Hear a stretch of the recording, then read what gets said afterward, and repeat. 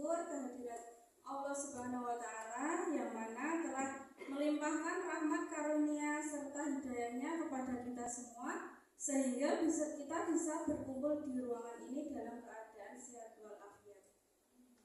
Nah, Bapak Ibu, saya ucapkan terima kasih karena sudah bersedia mengikuti kegiatan diseminasi budaya positif yang kami laksanakan. Saya berkolaborasi dengan rekan saya Evian Hidayati dan juga rekan saya Melania Rizka Puspitasari. Nah, di sini kami melaksanakan diseminasi budaya positif. Nah, kesepakatan sebelum kita melaksanakan kegiatan ini, kita melaksanakan kesepakatan kelas terlebih dahulu. Yang pertama, menjaga kebersihan. Kira-kira Bapak Ibu setuju atau tidak? Setuju. Yang kedua, saling menghargai. Setuju? Setuju. Ketiga, disiplin. Setuju. Kemudian rapi, santun, sopan. Semuanya setuju? Setuju. Oke, lanjut. Selanjutnya, konsep inti budaya positif. Nah, Bapak Ibu, di sini nanti saya dan juga rekan saya akan menyampaikan materi mengenai perubahan paradigma belajar, disiplin positif, nilai-nilai kebajikan, kebutuhan dasar manusia, motivasi perilaku manusia, posisi kontrol guru, keyakinan kelas, dan yang terakhir segitiga restitusi. Selanjutnya, pembelajaran dengan paradigma baru. Nah, pembelajaran dengan paradigma baru ini merupakan pembelajaran yang dirancang berdasarkan prinsip pembelajaran berdiferensiasi, sehingga para peserta didik belajar sesuai dengan kebutuhannya berdasarkan tahap perkembangan sesuai dengan teori psikologi modern untuk mewujudkan profil pelajar Pancasila. Nah, Bapak Ibu, untuk itu kita menyanyikan lagu profil pelajar Pancasila bersama-sama terlebih dahulu, ya. Bersama-sama sambil tepuk tangan. Mari, 1, 2, 3. Pelajar Pancasila beriman dan bertakwa pada Tuhan Yang Esa, berakhlak mulia, berkebinekaan global, gotong royong mandiri, kreatif dan bernalar kritis. Oke, terima kasih. Supaya tidak nangkep, ya. Nah, Bapak Ibu, profil pelajar Pancasila itu terdiri dari 6 dimensi.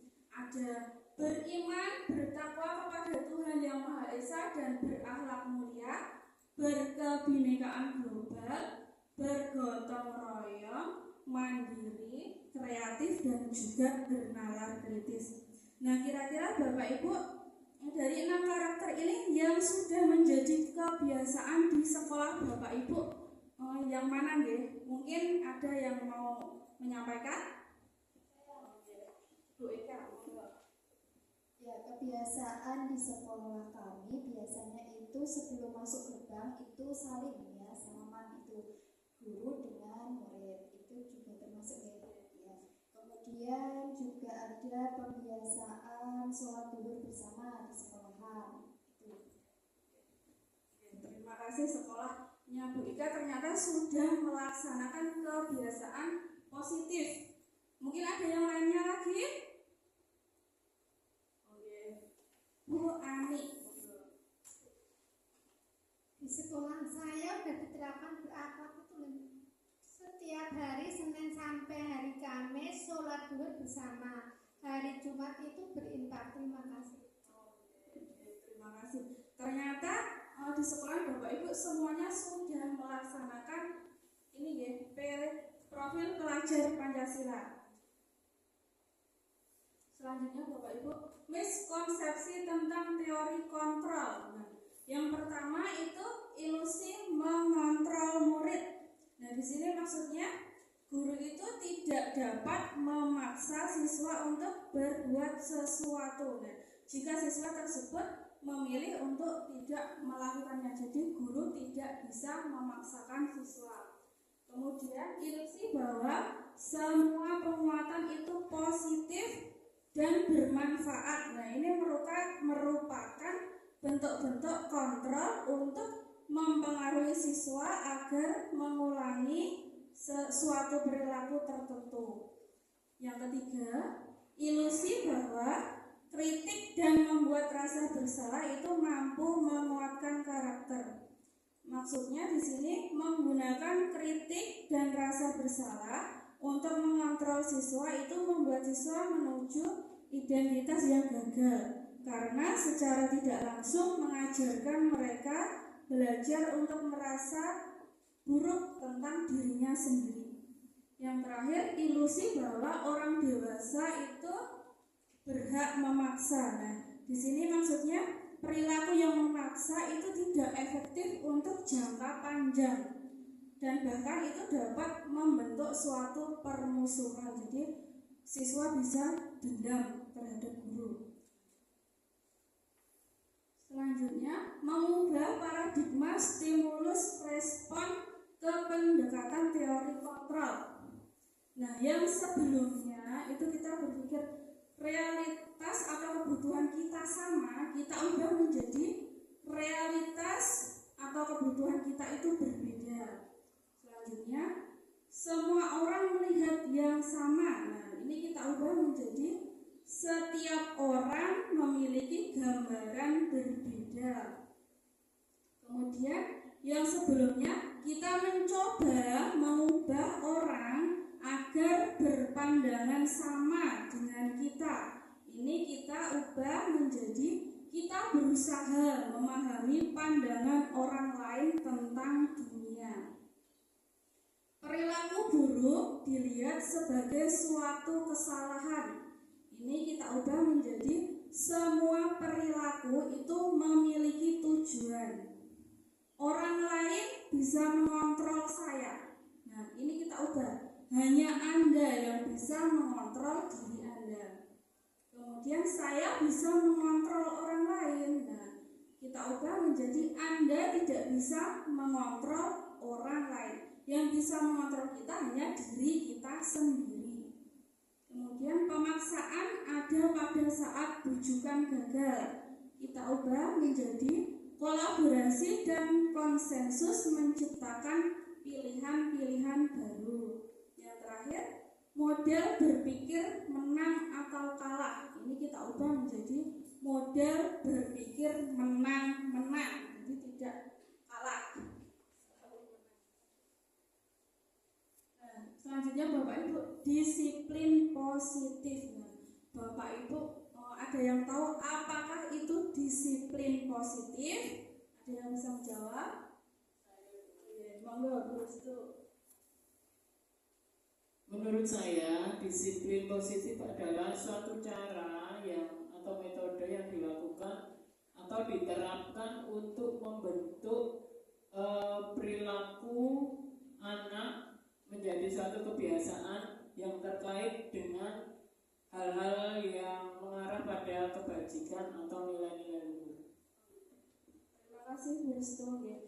Disiplin positif itu merupakan salah satu cara penerapan disiplin yang bertujuan untuk menumbuhkan kesadaran serta memperdayakan peserta didik untuk menjadi lebih baik dalam jangka panjang. Nah, sebagai pendidik, Bapak Ibu, tujuan kita itu adalah menciptakan peserta didik yang memiliki disiplin diri sehingga mereka berperilaku mengacu kepada nilai-nilai kebajikan universal dan memiliki motivasi intrinsik dalam perubahan perilaku ke arah yang lebih baik. Sebagai guru, kita perlu mendisiplinkan siswa jika berbuat kesalahan, namun tidak melukai perasaan siswa, namun membuat kesadaran pada diri siswa. Nah, Nah, nilai-nilai kebajikan atau kebajikan universal itu merupakan nilai yang disepakati bersama terlepas dari suku bangsa, agama, bahasa maupun latar belakangnya. Nah, Bapak Ibu, ini merupakan contoh nilai kebajikan institusi atau organisasi.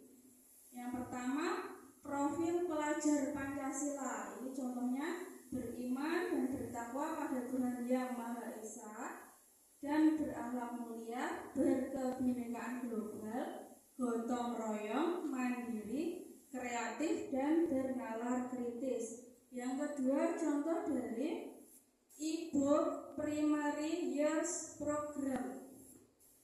Toleransi, rasa hormat, integritas, mandiri, menghargai, antusias, empati, keingintahuan, kreativitas, kerjasama, percaya diri, dan komitmen.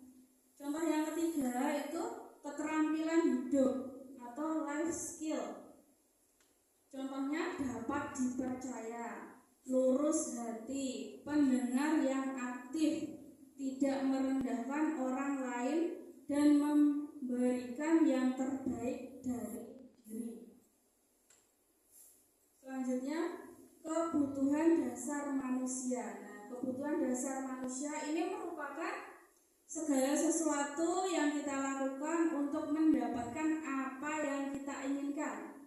Seluruh tindakan yang kita lakukan ini memiliki tujuan tertentu, dan semua usaha terbaik yang kita lakukan adalah dalam rangka supaya kebutuhan dasar kita itu juga terpenuhi dengan baik. Bapak Ibu, kebutuhan dasar manusia ini ada 5. Yang pertama, kebutuhan bertahan hidup. Kemudian, kebutuhan kasih sayang dan rasa diterima. Ketiga, penguasaan. Keempat, kebebasan. Dan kelima, kesenangan. Nah, kebutuhan bertahan hidup ini meliputi apa saja nih? Makasih Bu, atas waktunya Bu, kaget saya. Ternyata ketika dikagetin kita menjadi tidak ngantuk.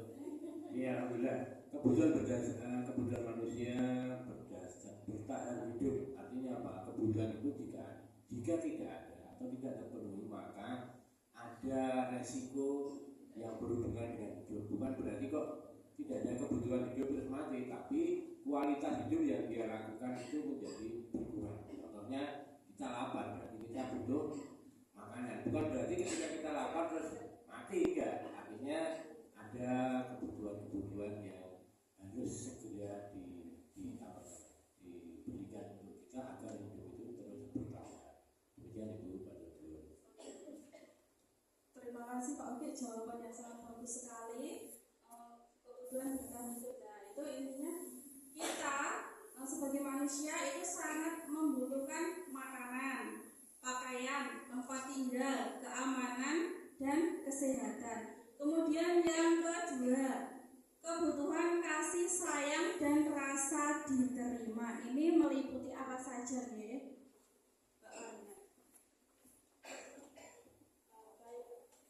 Kebutuhan dasar manusia dari kasih sayang dan rasa diterima itu meliputi rasa diterima, dipedulikan, berbagi, kerjasama, dan menjadi bagian dari kelompok. Terima kasih Bu Karina, jawabannya sangat bagus.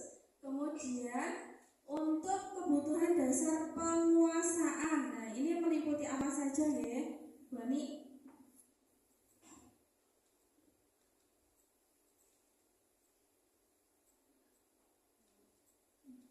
Harga diri, keinginan untuk dianggap, memimpin, dan berprestasi. Terima kasih.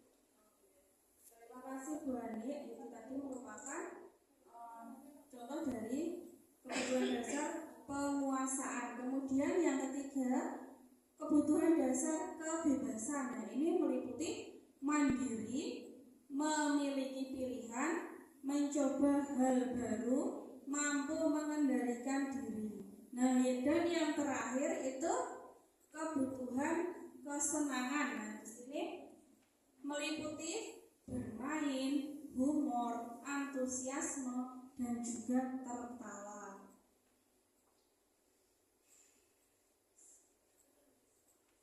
Nah, selanjutnya Bapak Ibu, ini motivasi perilaku manusia. Nah, manusia itu kita setiap melakukan sesuatu pasti mempunyai motivasi. Nah, motivasinya itu ada dari motivasi eksternal dari luar dan juga motivasi internal dari dalam diri kita. Yang motivasi eksternal itu untuk menghindari ketidaknyamanan atau hukuman. Yang kedua, untuk mendapatkan imbalan atau penghargaan dari orang lain. Jadi kita melakukan perilaku tujuannya supaya mendapatkan menghindari ketidaknyamanan atau hukuman, kemudian supaya mendapatkan imbalan dan penghargaan. Yang motivasi internal itu untuk menjadi orang yang mereka inginkan dan menghargai diri sendiri dengan nilai-nilai yang mereka percaya. Menghargai diri sendiri.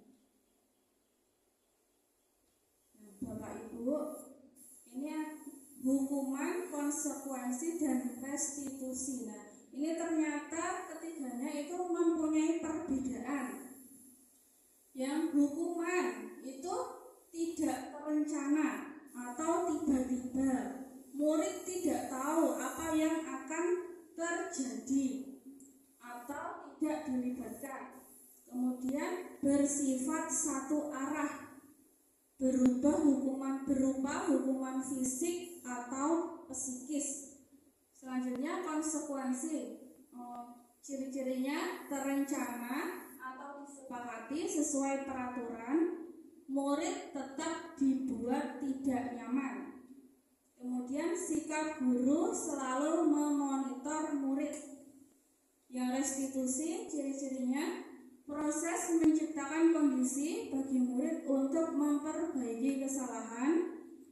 Proses kolaboratif yang mengajarkan murid untuk mencari solusi sendiri. Nah, jadi kesimpulannya ini hukuman itu bertujuan untuk menghentikan perilaku negatif dan menegakkan keadilan. Hukuman itu dapat digunakan dengan hati-hati untuk menegakkan aturan. Selanjutnya untuk konsekuensi itu tujuannya untuk membantu orang belajar dari tindakan mereka sendiri. Konsekuensi logis itu dapat membantu siswa belajar dari tindakan mereka. Yang restitusi tujuannya untuk memperkuat nilai-nilai tanggung jawab dan pemulihan. Restitusi ini dapat memperkuat nilai tanggung jawab. Jadi kesimpulannya Bapak Ibu, hukuman itu digunakan untuk menegakkan keadilan. Konsekuensi yang logis akan membantu siswa untuk belajar dari tindakan mereka sendiri, sedangkan restitusi dapat memperkuat nilai tanggung jawab serta pemulihan. Oke, untuk selanjutnya dilanjutkan oleh rekan saya Melania Rizka Puspitasari. Baik, Bapak Ibu, terima kasih atas waktunya yang telah diberikan kepada saya. Sebelum saya melanjutkan, saya meminta Bapak Ibu untuk tersenyum terlebih dahulu. Mari kita senyum terlebih dahulu. Oke, baik. Mari kita berpasangan terlebih dahulu. Kita ice breaking. Berdiri jumeneng terlebih dahulu. Ya, tangannya seperti ini, tapi selang-seling. Ya. Baik. Ketika saya bilang atas, tangan yang paling bawah ke atas, ya. Ketika saya bilang bawah, tangan yang paling bawah atas ke bawah. Bisa diterima? Bisa. Sambil tersenyum ya, jangan ada yang susah ya. Ya, kita coba atas.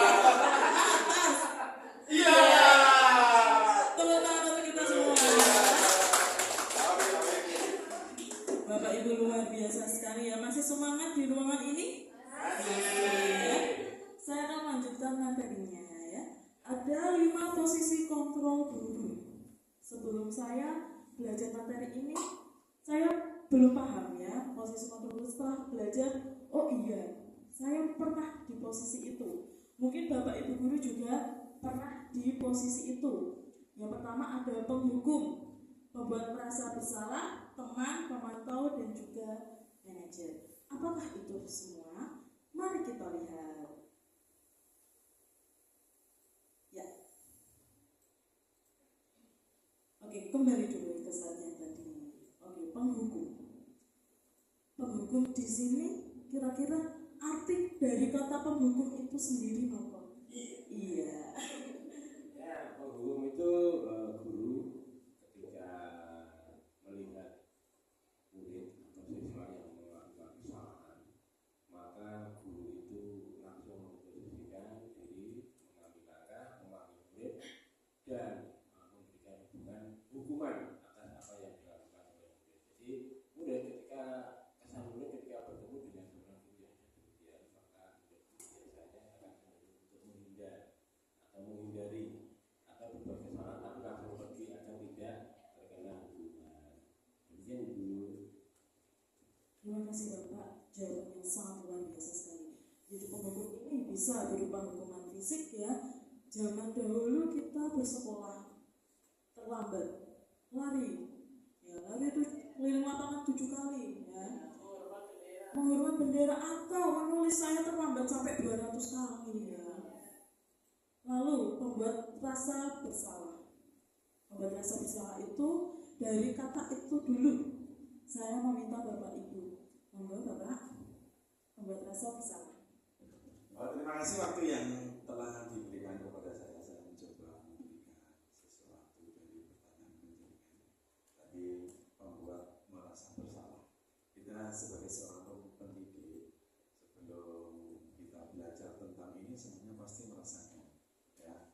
Terus juga pernah merasakan membuat anak itu merasa bersalah yang nantinya anak itu bisa down dan juga nanti bisa karena tindakan kita sebagai seorang pendidik, akhirnya peserta didik kita akan merasa bersalah selamanya dan akan diingat sepanjang hidupnya.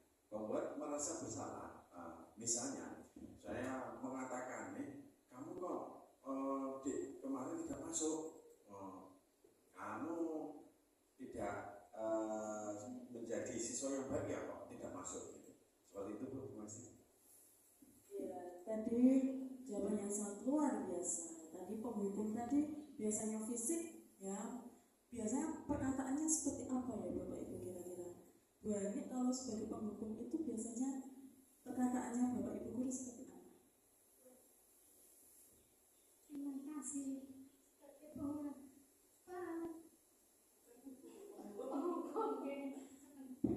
patuhi aturan Bapak Ibu guru itu. Terima kasih. Patuhi aturan saya ya. Kalau tidak nanti ngomong saya hukum. Atau awas, ya. Awas jangan terlambat lagi. Ya, seperti itu. Lalu membuat rasa bersalah itu biasanya membuat siswa itu benar yang dikatakan Bapak tadi, mentalnya menjadi jatuh. Ya. Jadi membuat rasa bersalah itu biasanya kamu itu seperti apa tuh? Begini saja tidak bisa. Berbuat seperti ini aja tidak bisa. Nanti orang tua kamu di rumah seperti apa? Nah itu anak itu nanti akan berpikir, ya, hubungannya sama mental kejiwaannya dia, dan nanti akan menimbulkan biasanya efeknya itu minder. Ya, lanjut teman, belum teman, ya, teman, ya, memposisikan diri sebagai teman. Jadi guru ketika siswa membuat kesalahan itu tidak menyatakan, tidak mengancam, ya, tetapi maksudnya diri sebagai teman.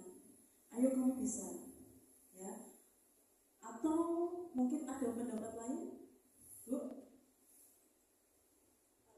Posisi kontrol guru sebagai teman itu adalah menganggap muridnya itu sebagai teman, melindungi, dan misalkan anak itu tidak mengerjakan PR, itu anak ditanya, mengapa kamu tidak mengerjakan PR?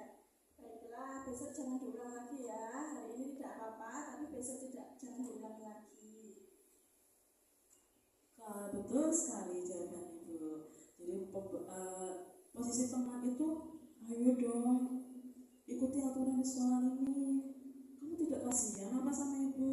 Kamu tidak kasihan apa sama bapak? Atau kamu tidak kasihan ya sama bapak sekolah, seperti itu. Kalau pemantau, mungkin ada yang berpendapat?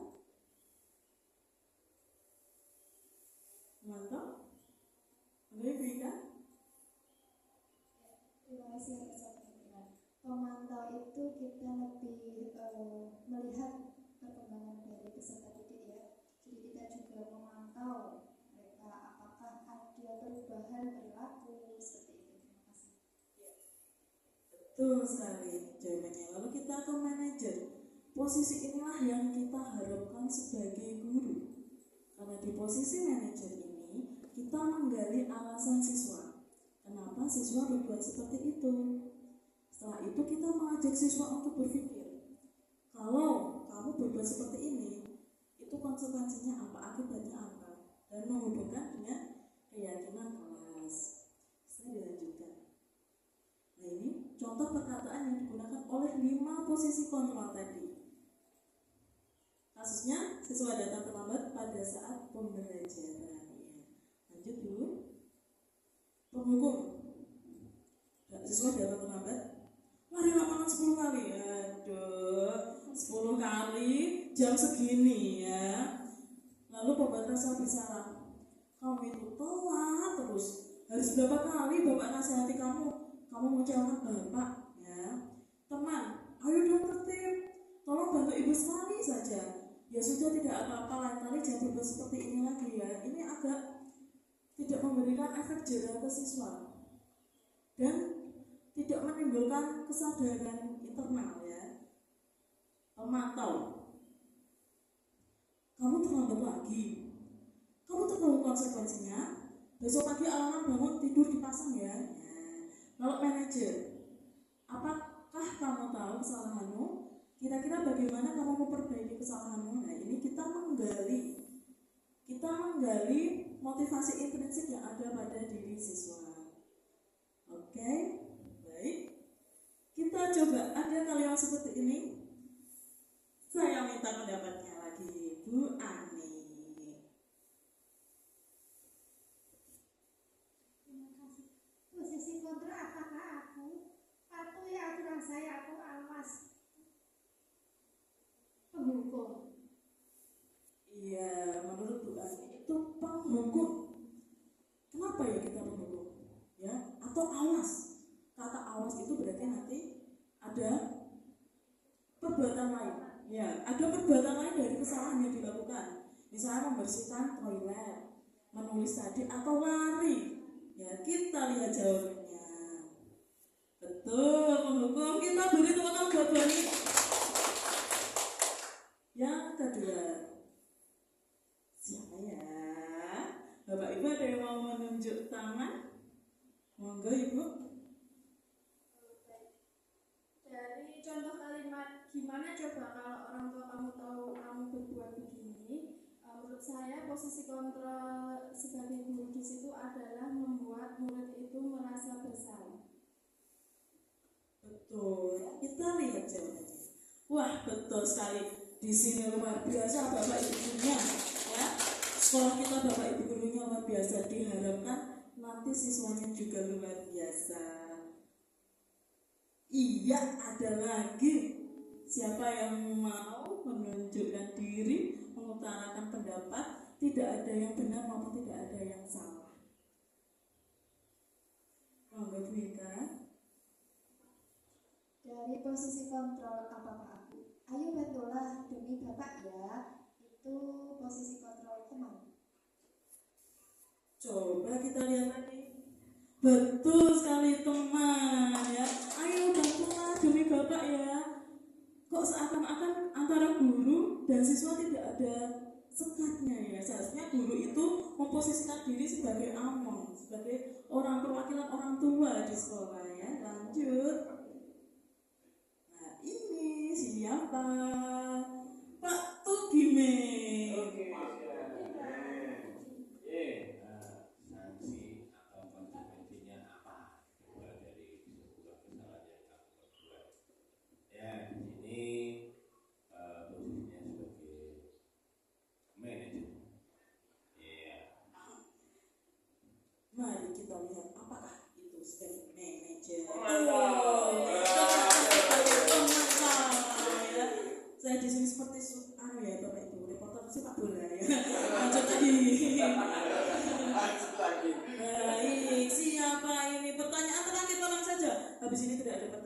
Ya. Yang terakhir yang akan menjawab. Saya Bu. Baik, Nah, Bapak. terima kasih Bu Melani yang menyampaikan materi presentasinya pada siang hari ini cukup luar biasa dengan pertanyaan pemantik yang hebat-hebat sehingga membuat kami semuanya tidak ngantuk pada kesempatan siang hari ini. Saya akan mencoba Bu Melani, jika kamu memperbaiki ini, hal ini menunjukkan apa tentang dirimu. Nah, sebagai manajer Bu. Apa sudah? Betul, dan jawabannya itu betul, sangat tepat ya. Manajer ya. Lanjut. Nah, kita ke materi selanjutnya, yaitu keyakinan kelas. Kalau dulu kita waktu di sekolah SD, sekolah dasar maupun kita waktu masa sekolah itu ada namanya peraturan kelas, dilaminating, ditempel di dinding di depan, atau dipasang di pas foto di depan, ditempel di depan kelas. Atau hanya sekolah saya atau kelas saya atau bapak ibu guru juga mengalami? Nah, itu peraturan kelas itu kira-kira apakah kita berkontribusi sebagai siswa dulu? Tidak. Apakah perbedaan keyakinan kelas dan peraturan kelas? Mengapa keyakinan kelas? Kenapa tidak seperti zaman kita sekolah dulu? Kenapa bukan peraturan kelas? Baik, next. Ya. Menentukan keyakinan kelas. Keyakinan kelas itu bisa lebih abstrak daripada peraturan. Misalnya tidak membeda-bedakan teman, ya itu lebih abstrak. Abstrak itu sesuatu yang orang itu lalu ya, berupa pernyataan universal, bisa diterima oleh khayal umum. Maksudnya sifatnya itu general ya, tidak bersifat untuk kelompok tertentu di kelas itu, tetapi untuk anggota di kelas tersebut dapat diterapkan di kelas. Ya namanya saja keyakinan kelas ya. Ya. Bersedia meninjau kembali keyakinan kelas dari waktu ke waktu. Jadi kalau ada murid yang melakukan kesalahan, sebagai posisi kita di manajer tadi, kita meninjau kembali keyakinan kelas ya, lalu menghubungkan dan mengharapkan murid itu berbuat tidak melakukan kesalahannya lagi, dibuat dalam bentuk positif. Kalau di sekolah kita dulu dilarang mencontek, dilarang apa kalau itu makan dan minum, dilarang makan dan minum di kelas saat pelajaran. Ada kata negatifnya, dilarang, jangan, tidak boleh. Tetapi keyakinan kelas itu harus berupa kalimat positif. Kalau nggak positif, contohnya seperti apa? Ada yang mau mengutarakan pendapat, Bapak Ibu? Misalkan tadi dilarang mencontek, kalimat positifnya kerjakan ulangan dengan jujur. Mengerjakan ulangan dengan jujur, betul. Dilarang mencontek, itu kan kalimat negatif. Lalu semua warga kelas sebenarnya ikut berkontribusi, tidak hanya siswa, tidak hanya guru, tetapi kita sepakati siapa yang akan menaati keyakinan kelas ini. Nanti kami berdua akan mendemonstrasikan pembuatan keyakinan kelas ya. Lanjut dulu. Nah, kita masuk ke segitiga restitusi. Segitiga restitusi adalah proses menciptakan kondisi bagi peserta didik untuk memperbaiki kesalahan. Jadi memperbaiki kesalahannya itu bukan dengan hukuman, bukan juga dengan hadiah, apresiasi. Saya dulu itu belum belajar materi ini, saya kira guru itu memberikan apresiasi itu merupakan hal yang bagus. Tetapi jika dilakukan terus-menerus, itu tidak menimbulkan efek yang bagus. Karena apa? Tidak menimbulkan kesadaran yang ada pada diri siswa. Saya berbuat ini, oh saya ingin hadiah dari ibu itu, saya saya ingin uang misalnya, saya ingin diberi pensil, tetapi di segitiga restitusi ini itu kita menimbulkan motivasi intrinsik, motivasi internal, kesadaran, keyakinan. Kalau kamu berbuat ini, mengapa kamu berbuat seperti itu? Mari kita saksikan lagi. Ya, ada 3 tahapan. Bapak, boleh dibantu saya membaca? Boleh. Terima kasih Bu Melani. Ya, menstabilkan identitas Bu Melani. Ya. Kita semua akan selalu melakukan hal terbaik yang bisa kita lakukan, itu menstabilkan identitas. Selanjutnya, validasi tindakan yang salah. Itu semua perilaku memiliki alasan. Dan yang terakhir, menanyakan keyakinan bahwa kita semua memiliki motivasi internal. Terima kasih ya sudah dibacakan dengan sangat bagus ya. Menstabilkan identitas kita. Next dulu. Ya, langkah pertama itu menstabilkan identitas. Mengapa menstabilkan identitas? Pada saat melakukan pelanggaran, biasanya misalnya ada kasus anak berkelahi, si Anton sama Budia berkelahi, pasti emosinya tinggi semua, mau berkelahi. Nah itu, kalau guru memanggil, kamu itu langsung memarahi, emosi guru yang dahulu yang keluar, anak juga masih dalam keadaan emosi, anak itu tidak akan berpikir jernih.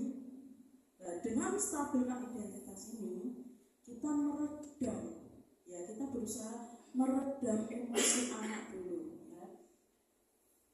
Biasanya perkataannya seperti itu. Ya, Bu Guru tahu ya kamu melakukan ini. Bu Guru juga dulu pernah sebagai siswa juga. Bu Guru pun juga manusia.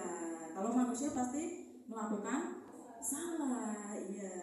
Lalu yang kedua, ini tidak ada manusia yang sempurna, ya. Saya juga pernah melakukan kesalahan seperti itu. Kita redam emosi anak, ya. Lalu setelah kita redam emosinya, kita tanyai. Tadi sudah diterangkan oleh Ibu Evi. Ternyata ada beberapa motivasi anak itu melakukan kesalahan. Ada kebutuhannya yang tidak terpenuhi. Nah, di validasi tindakan yang salah ini, kita tanyai, kenapa kamu melakukan perbuatan ini, kenapa? Pasti anak menerangkan. Dan penerapan restitusi ini, kita harus berusaha meredam emosi kita. Ya, karena sebagai guru itu, meredam emosi itu juga hal yang kalau saya sebagai guru itu susah. Kalau ada anak yang ngambek, pasti kamu yang kita redam dulu, ya. Jadi anaknya emosinya tinggi, kita harus berani mengalah, ya. Ini contoh kalimatnya, saya boleh dibacakan Ibu? Terima kasih Bu Melani. Contoh kalimatnya, kamu pasti punya alasan mengapa melakukan hal itu. Kamu patut bangga pada dirimu sendiri karena kamu telah melindungi sesuatu yang penting buatmu. Kamu boleh mempertahankan sikap itu, tapi kamu harus menambahkan sikap yang baru. Terima kasih. Lanjut.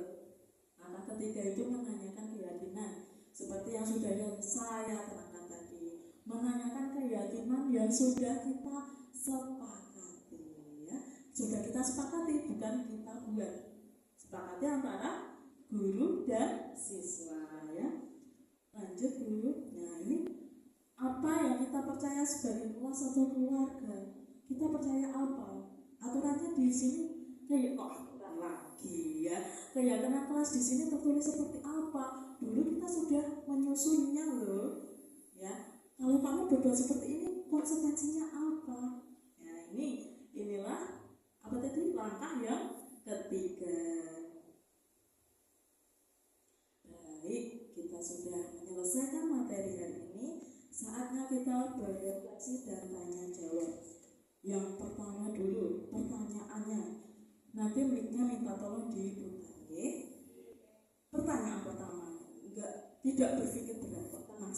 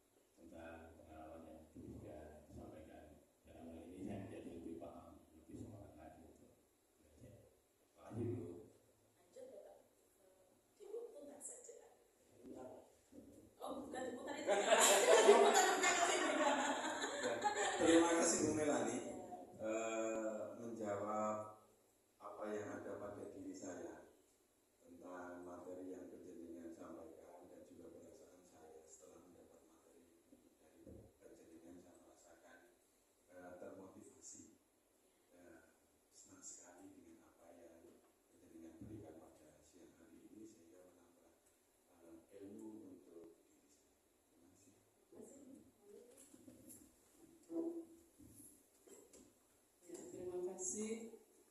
Perasaan saya setelah memperoleh diseminasi dari Bu Rizka atau Bu Melani di sini, saya mendapatkan pencerahan dari apa-apa yang dulu masih rancu pemahaman saya tentang budaya positif, sekarang menjadi jauh lebih paham. Terima kasih. Baik, bagi saya setelah mengikuti diseminasi ini, saya menjadi lebih paham apa itu disiplin positif, segitiga restitusi, dan nantinya semoga bisa saya terapkan ketika saya di sekolah. Terima kasih. Untuk refleksi pada hari ini, setelah Bu Melani dan Ibu Evi menjelaskan memaparkan tentang disiplin positif, perasaan saya tentunya senang karena mendapatkan ilmu baru mengenai disiplin positif yang pastinya nanti akan saya implementasikan pada sekolah saya. Terima kasih. Terima kasih. Refleksi hari ini adalah setelah saya mendengar dari definisi Bu Rizka, saya merasa senang hari ini dan mendapat ilmu yang baru. Disiplin seakan saya terapkan di sekolah saya. Terima kasih. Baik, terima kasih atas refleksinya. Mari kita masuk ke kegiatan diseminasi 2.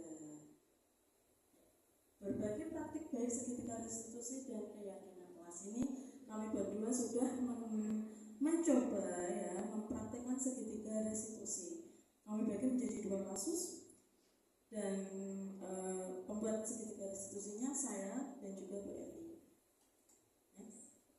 Untuk kasus pertama itu ada seorang anak bernama Jessica, Yohana, dan Naila. Jessica itu tiba-tiba merebut bukunya Naila sehingga bukunya robek. Sedangkan Yohana itu bilang permisi dahulu, baru Naila meminjamkan bukunya dan bukunya aman, tidak robek ataupun tidak rusak. Mari kita lihat videonya.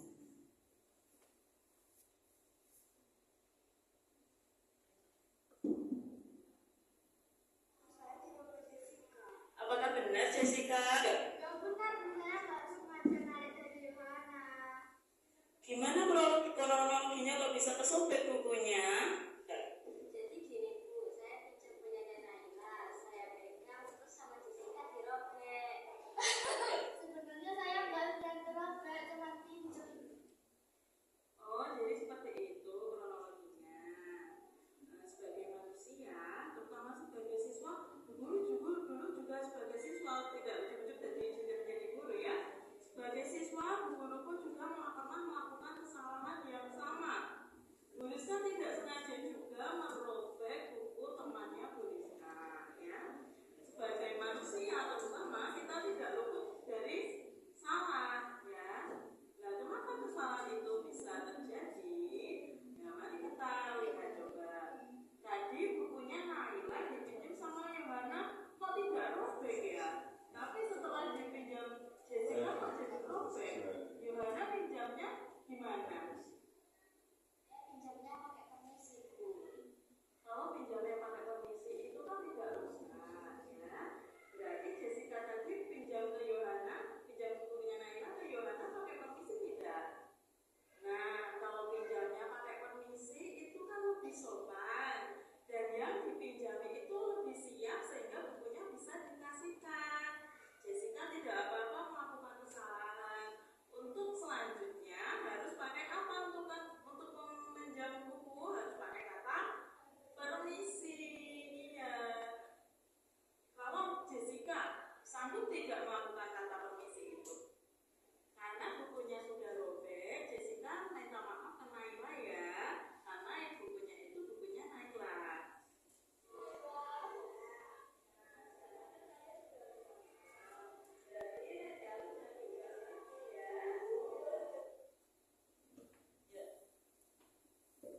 Ya sudah ya, videonya sudah. Di sini saya sebenarnya yang saya kenai segitiga restitusi itu satu anak tadi yang melakukan pelanggaran, namanya siapa Bapak Ibu? Jessica, Bapak. Oh iya, yang melakukan pelanggaran itu Jessica. Tetapi di sini saya munculkan ketiganya, saya akan membandingkan ke Jessica. kamu pinjam bukunya itu tidak permisi, sedangkan si Yohana meminjam bukunya permisi, kok tidak robek?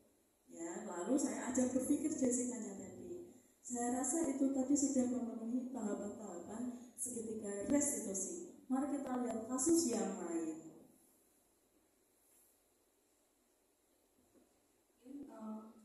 Bapak Ibu, ini contoh penerapan segitiga restitusi. Kasus yang kedua itu Queen adalah siswa kelas 5 di SDN Karangbangun. Rumah Queen itu dekat dengan sekolahan. Namun Queen hari ini datang terlambat karena tidur yang terlalu malam. Queen tidur terlarut malam, alasannya karena bermain gawai. Guru menggunakan segitiga restitusi untuk menerapkan disiplin positifnya. Selanjutnya, guru memenuhi kebutuhan dan mendamaikan keadaan. Untuk videonya berikut ini.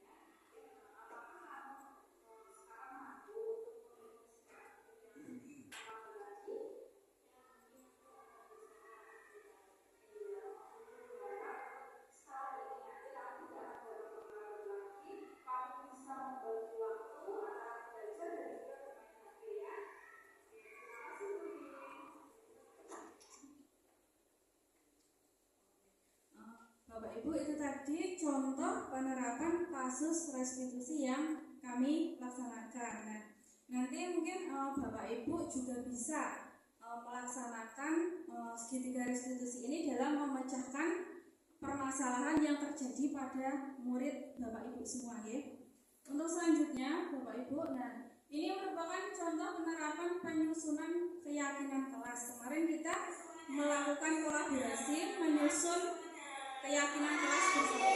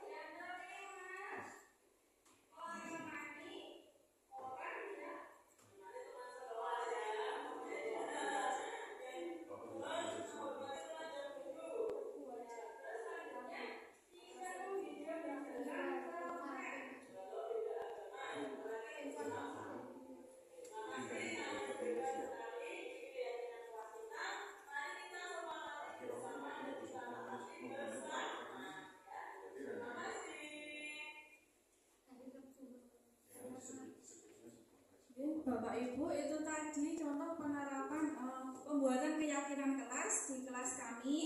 Nah, untuk selanjutnya di akhir sesi kesimpulan. Nah, kesimpulan dari diseminasi ini tadi, dalam penerapan program disiplin positif, hendaknya kita sebagai guru itu memiliki standar kepribadian profesional yang baik, di mana guru mampu merefleksi dirinya dalam posisi kontrol saat ini. Bagaimana perjalanan dirinya sebagai among atau manajer yang mampu menuntun murid-muridnya menjadi insan yang mandiri, merdeka, dan bertanggung jawab. Oke, Bapak Ibu, sekian diseminasi dari kami. Mohon maaf apabila masih banyak kekurangan. Wassalamualaikum warahmatullahi wabarakatuh. Waalaikumsalam.